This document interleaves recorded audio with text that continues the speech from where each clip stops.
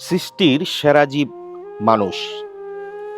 আর এই মানুষের কারণেই যখন আরেকজন মানুষ পৃথিবী ছেড়ে চলে যেতে বাধ্য হয়, তখন সৃষ্টির সেরা জীব হিসাবে মানুষ আর মানুষ থাকে না। Kita sudah kehilangan saya. Kita anak sulung, kita punya anak sulung sudah hilang. মালয়েশিয়ায় পরপর গত 1 বছরে 3টা আত্মহত্যার ঘটনা ঘটে, যার মধ্যে 4 তারিখের ঘটনাটা পুরো মালয়েশিয়ায় তোলপাড় সৃষ্টি করে। আর 3টা ঘটনাই আত্মহত্যার ঘটনার সাথেই সোশ্যাল মিডিয়া জড়িত।